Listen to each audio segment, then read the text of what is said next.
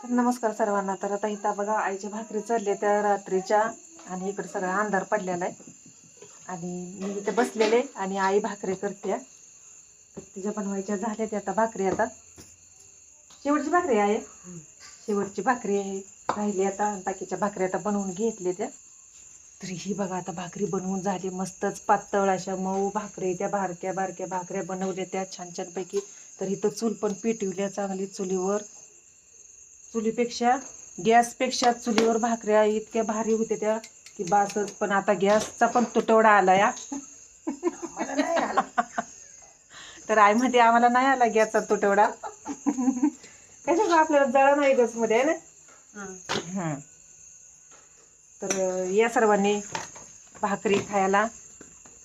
आणि वांग्याची भरली वांगी वहिनी बनवते त्या किचन मध्ये मस्तपैकी, आणि आई बनवते भाकरी.